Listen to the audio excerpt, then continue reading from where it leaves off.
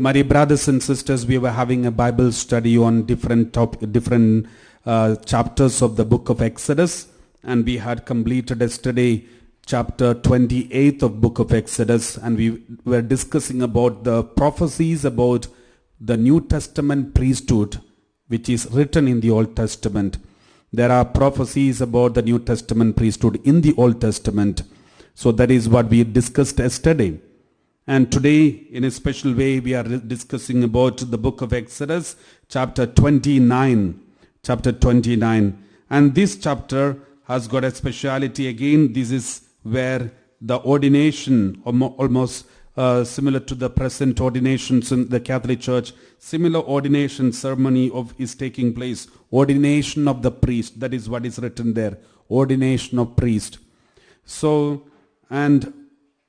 then before we discuss about this ordination of priests, we need to understand, originally Israelites do not have a proper priesthood. Except the Levite priesthood, there is no proper priesthood, ministerial priesthood among the Israelites. Only the Levite priesthood. But though the Levites were priests, they didn't have anything to do specially. Because there is no proper worship liturgy for the Israelites. The only thing that they used to do is sacrifice. And that everyone were not doing. Everyone was not doing sacrifice. Only the leaders were sacrificing, especially Abraham, Isaac, Jacob. And then we can see Moses. And some important people were doing this worship by sacrificing. But there is no strict observances given by God himself. But when God selected Israelites from Egypt and then leading to the promised land through wilderness, when they reached the Mount Sinai, God gave an experience. God gave an heavenly experience. We discussed it in the chapter 24. So heavenly experience, they saw heaven face to face. They ate and drank looking at the face of God.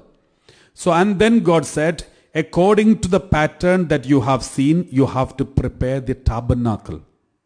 Tabernacle means the whole structure of worship, the structure where they kept the holy tent of meeting. So I have already explained to you what is tabernacle.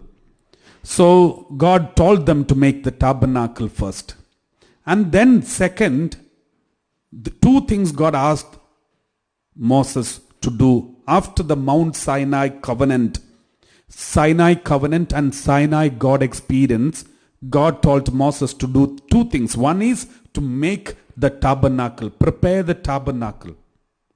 And the second one, appoint priest.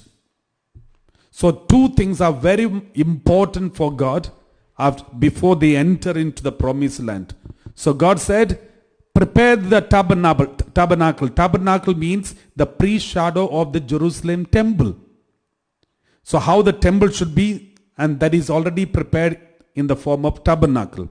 So God said, prepare the tabernacle first. And once the tabernacle was ready, then God said, appoint priest. So already there is Levite priesthood. But God is not enough satisfied with that priesthood. God said, we need real priesthood, the priesthood of service. And that is how the sons of Aaron were appointed and anointed as the ministerial priest in the Old Testament.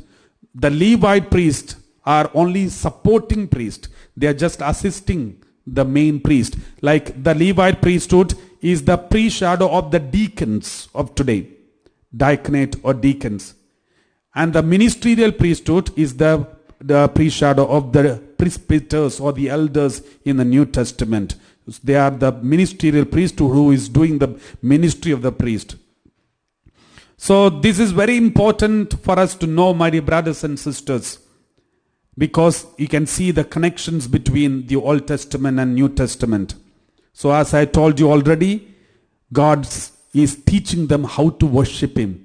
First, in order to teach them, help them to enter into the liturgical aspect, God first showed how the heaven is. The heavenly temple, the heavenly presence of Jesus, the heavenly manna they ate and drank, They met God face to face. And now they came back to heaven.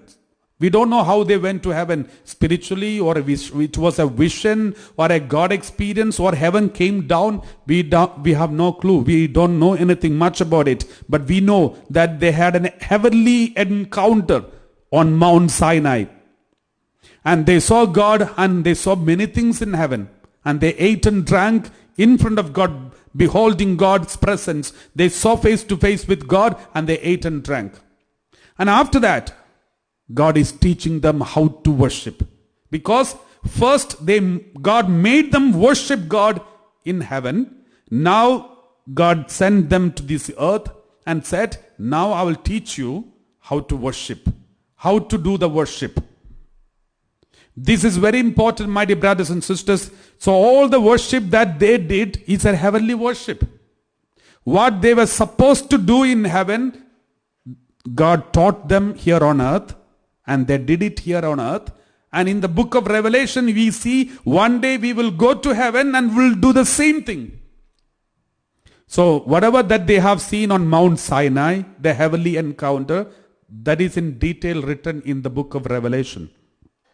The heavenly temple and all the ceremonies that are taking place in the heavenly Jerusalem, heavenly temple, which is in detail explained in Jerusalem, in the book of Revelation, that is already seen by Moses and his elders. So this is very important aspect of it. Praise the Lord. So that therefore God said, after coming down from the Mount Sinai, after encountering this God experience in heaven, God said to Moses, now I will teach you how to do the liturgical worship. So first make the tabernacle, that is pre-shadow of the temple. Then he said, appoint priest. Appoint priest. So pre-shadow of the new temple and new priesthood. Let's read one by one, and then we'll understand some connection with the New Testament priesthood. New Testament priesthood. Let us read chapter 29 verse 1. Now this is what you shall do to them. So God says the title is the ordination of the priest. Now if you read this ordination of the priest, the chapter 29, and then you attend the ordination of the Catholic priest, you will be shocked, because almost same thing is taking place in the ordination of the priestly ordinations of the Catholic Church. Now, this is what you shall do to them. To whom? To the priest who are selected. Do to them, to consecrate them. So now you have to consecrate them. You have to do to them this, through this ceremony, consecrate them, so that they may serve me as priest. So consecrate them so that they may serve me as priest. And then first one is sacrifice. Take one young bull and 2 rams without blemish. So the sacrifice aspect. It's all the pre-shadow of the real Holy Eucharist. That is the final sacrifice. And unleavened bread, unleavened cakes mixed with oil, and unleavened wafers spread with oil. You shall make them of choice wheat flour. You can see the bread made of wheat, and also the blood.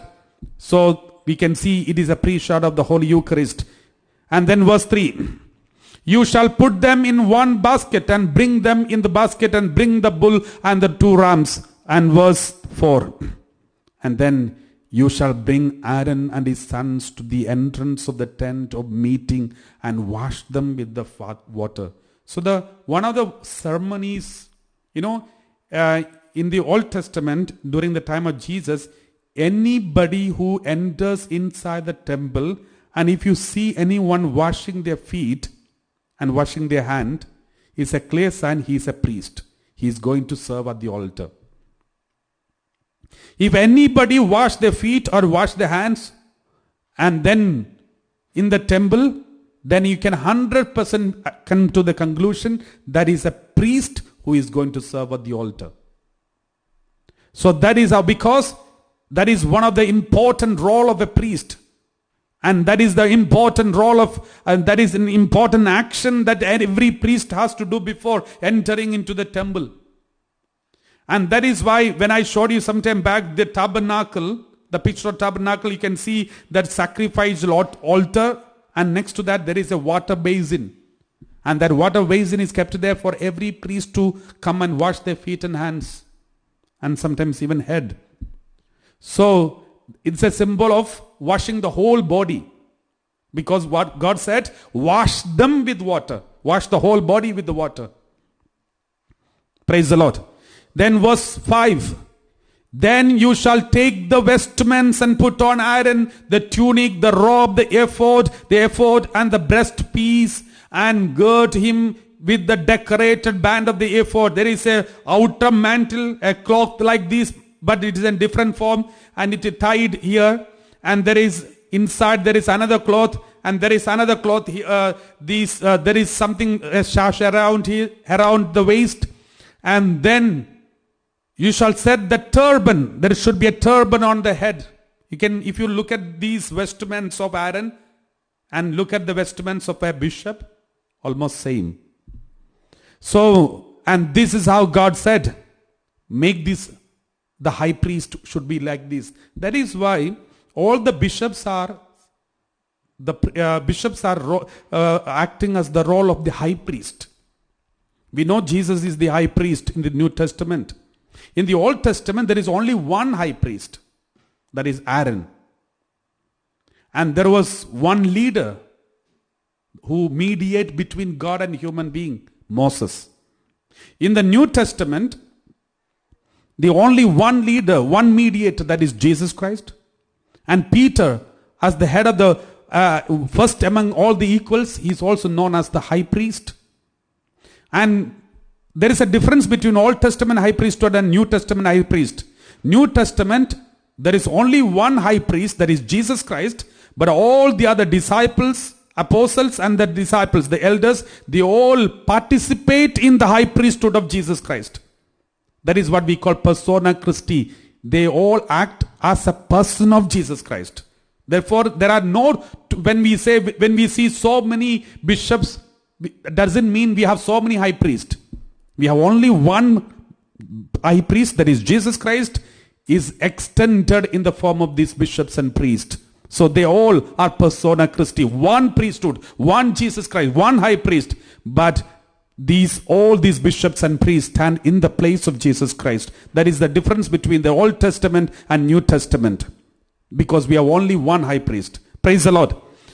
So when we see this washing of the feet, and then entering into the holy altar and offer the sacrifice. And there is, if you remember, in the Old Testament, when the first Passover happened, God said, this is how you should celebrate Passover every year, in every house. And all of them were priests. All the Israelites were priests. So God said, everyone should celebrate this Passover in every house every year.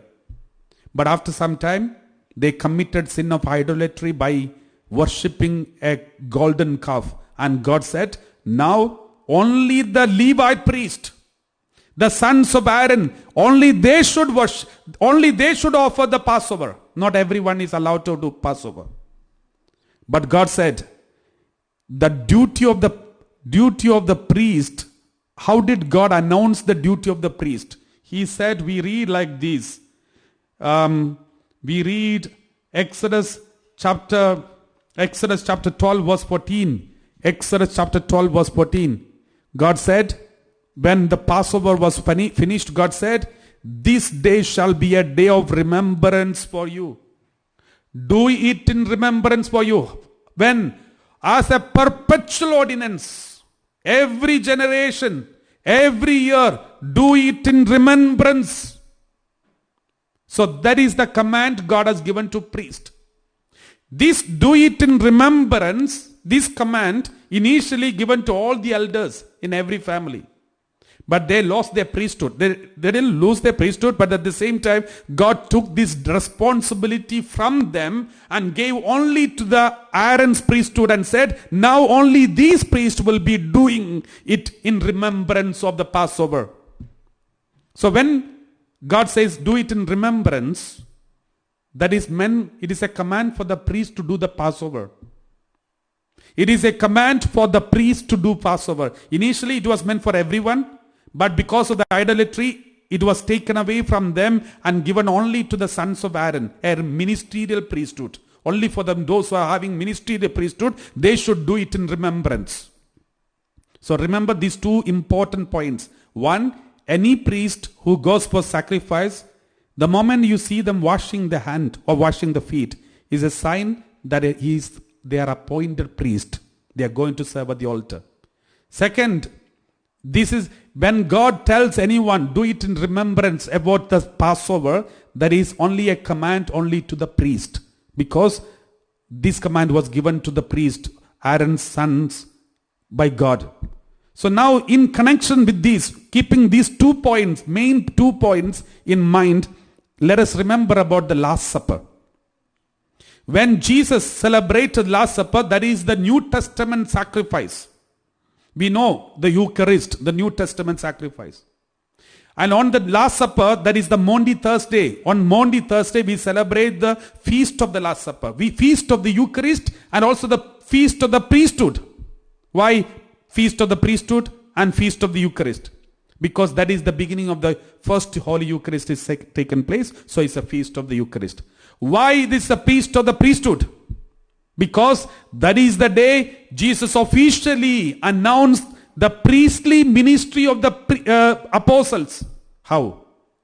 Before he celebrated the Last Supper, that is also a sacrifice. We read like this. We read in the Word of God. The Word of God says, Gospel of John, chapter 13, verse 6 onwards. Before he celebrated the Last Supper, he came to, verse 5 onwards, let's read.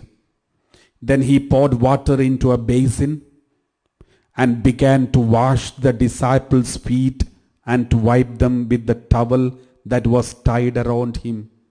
Praise the Lord. Then he started, before he entering into the Holy Eucharist, he's washing the feet of the disciples. Why? Because in the Old Testament, before every priest who go to the altar, they are supposed to wash their feet and hands. He says only a priest have to do that. All the people do not need to do that. But all the priests who are going to serve at the altar, they have to wash their feet. Now Jesus is going to celebrate the Holy Eucharist. And before entering into the Holy Eucharist, the main sacrifice, the first sacrifice, he's washing the feet of all the disciples. And it is a clear sign the priestly ministry is reminded. The priestly ministry that they are appointed for, that is reminded to them. And secondly, in the Old Testament, though there are 12 tribes, the tribe of Levi, the priestly tribe, they do not have any share of the land. But instead, all the offerings that are offered in the temple, a portion goes to the Levite tribe. They don't have any property and possession. God said, you do not have any property or possession because I am your portion. I am your share. We read like this. We read like this in the Word of God. Numbers 18:20. Numbers 18:20. God says, Numbers 18:20. Then the Lord said to Aaron, you shall have no allotment in their land, nor shall you have any share among them. You are the priest. Aaron and his sons are the priestly ministry, doing priestly ministry. Therefore they have no property and possession, no allotment in their land, nor shall you have any share among them. I am your share and your possession among the Israelites. For priest, God is their possession and God is their share. That is the speciality of the priestly ministry. God is their share. There is no other share for them. No property, no possession. They will be like wandering, but God is their possession and property and share. Praise the Lord. Deuteronomy 10:9. We read again in the Deuteronomy 10:9. Therefore Levi has no allotment or inheritance with his kindred. The Lord is his inheritance, and the Lord God promised him. So God is the share. Now remember, a priest, before he enters into service, his feet should be washed. Then second, For them there is no property of their own, but God is their share. Let us read this word of God. When John chapter 13 verse 6 onwards, let's read. John 13:6. He came to Simon Peter when Jesus was washing the feet of all the disciples. He came to Simon Peter, who said to him, Lord, are you going to wash my feet? Because he didn't understand what exactly this meaning. He didn't know that it is an ordination ceremony that is taking place. He didn't know that he is ordained and he is giving a big responsibility to a priestly ministry to do the Eucharist, to breaking of the bread. So he said, Lord, are you going to wash my feet? Then verse 7, we read, Jesus answered, you do not know now what I'm doing, but later you will understand. Now you don't understand. You don't understand what the meaning of this. But later you will understand the meaning of the Eucharist, the meaning of your responsibility as a priest, and all these things. And now we all know. But Peter at that moment, he didn't understand. Then next verse 8, we read, Peter said to him, you will never wash my feet. I don't want you to wash my feet. Then Jesus said, unless I wash you, you have no share with me. God is the share of the priest. Now God says, if I don't wash you means, if I don't anoint you as the priest, if I don't give you the ordination, then you have no share with me. So your share is not, I am not your share. So you will have other shares. But if you really want me to be your share, allow me to wash your feet. Allow me to ordain you. And allow me to serve me on the altar. Then suddenly Peter understood something, because he knows in the Old Testament, when the Passover is celebrated, only the priest in his temple, he knows, because Peter is coming from the first century, he knows what is happening in Jerusalem temple. Only the priests, they wash their feet and they go to serve, and only they have, for them, the share is God is their share. Now Peter knew what Jesus meant. He understood the meaning of it. Then suddenly Peter said like this, verse 9. Simon Peter said to me, Lord, not my feet only, but also my hands and head. Why is reminding? Peter is reminding Peter. Peter is reminding Jesus. Jesus, if that is the case, as per the rule of the church, that Bible, in the Old Testament, the head and the hands and feet also of the priest should be washed. Not only the feet, but head and hand also should be washed. Because in the Old Testament it says, all the priests who go to the altar should wash their head and hands and feet. Now you are washing only the feet. Now you say, only if I am ordained, I will have the share with you, and you are my share.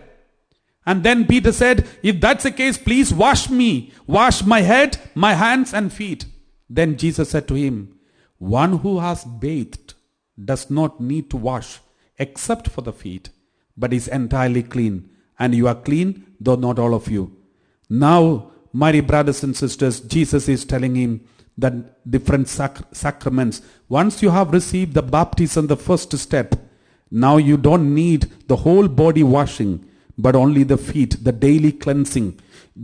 Through this, Jesus is also reminding, before you enter into the Holy Eucharist, the cleansing, the sacrament of Holy Confession should be taking place. We should be clean before we receive the Holy Communion. So we have already received baptism, but still we have committed sins many times, and therefore we should have the sacrament of confession, through which we made ourselves clean and then receive communion. So these two aspects are reminded. One is the priestly ministry of Peter and all the other disciples, and secondly, the cleaning of oneself, the holiness of oneself to receive the Holy Communion. Praise the Lord. Thank you, Jesus. And then Jesus says, Luke chapter 22, verse 19. After the Holy Eucharistic celebration, what did Jesus say? Then he took a loaf of bread, and when he had given thanks, he broke it and gave it to them, and saying, this is my body which is given for you. And he said, do this in remembrance of me. This command he is giving to this priest, just like in the Old Testament, God gave commandment of, after the Passover, he said the commandment to the priest, do it in remembrance. Now the same word is used here again by Jesus, do it in remembrance of me. He is giving this command to celebrate the Eucharist every day, remembering what Jesus has done 2000 years ago. So through all these, Jesus was proving the importance of the priesthood. Praise the Lord. Thank you, Jesus. So, my dear brothers and sisters, a long chapter you can read later. I don't want to go to every step of this, so you can read it later. But let's take the last words of this chapter. That is 42 onwards. Let's read verse 42 onwards. It shall be a regular burnt offering throughout your generations at the entrance of the tent of meeting before the Lord, where I will meet with you to speak to you there. So God said, you are the priest, you sir, do all these burnt offering, and there I will meet with you. Praise the Lord. God is telling them, I want to consecrate the people through them. I will meet with you. I will meet with you there on the altar. Then verse 43. I will meet with the Israelites there, and it shall be sanctified by my glory. So there I will meet with you, and through meeting with you, I will meet the Israelites there. Verse 44. Let's read verse 44. I will consecrate the tent of meeting and the altar. Aaron and also his sons I will consecrate to serve me as priest. So I will consecrate the altar, consecrate. That is why even today, any church which is inaugurated, the bishop has to come and consecrate the altar, consecrate the whole church, and then the consecration of the whole church is very important. Just like consecrating the priest as priest. So this consecration ceremony, ordination ceremony, and consecrating the chapels and churches are very important for us. And then verse 45, we read, I will dwell among the Israelites, and I will be their God. I will dwell among the Israelites. How?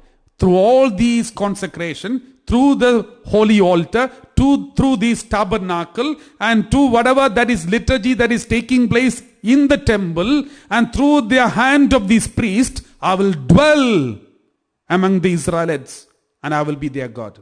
So God is teaching them liturgy in the Old Testament. Do you think this liturgy which God taught them is only for some years?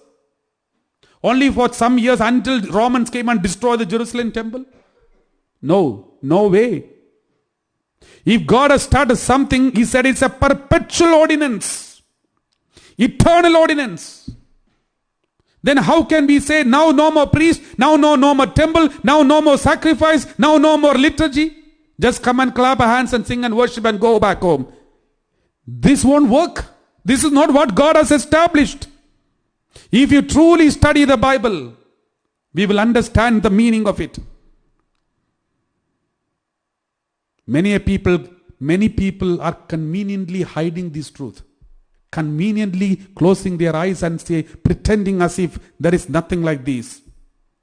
My dear brothers and sisters, I would like to challenge yourself to challenge your faith. And start studying Bible properly. I will dwell among the Israelites, and I will be their God. Verse 46. And they shall know that I am the Lord their God, who brought them out of the land of Egypt, that I might dwell among them. I am the Lord their God. This being in the presence of God. God is in our presence. The Emmanuel aspect has to take place even today. In the Old Testament, God allowed it to happen. Emmanuel, God with us, it taking place through tabernacle and priesthood. These are the two important things God asked them to do. In the New Testament, these are the two things Jesus also did. The tabernacle, the new temple, that is Jesus himself, and the priesthood, that is his own priest. There is only a difference. Everything is one person. Temple is one, promised land is one, priesthood is one, everything is one in the New Testament. In the Old Testament, we had many. Okay, Jerusalem temple is one, but priestly, and also, of course, the high priest is one, but he used to die, and the next high priest used to come. But in the New Testament, one high priest once and for all.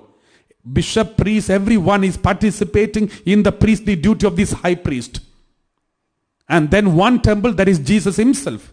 He himself is that is why we call the church is the mystical body of Christ. It's not the structure is the church, But the body of Christ is the temple, the church. Therefore, one temple, one church, one priesthood, one holy Eucharist, one, everything one. We all participate in this one. Praise the Lord. Thank you, Jesus.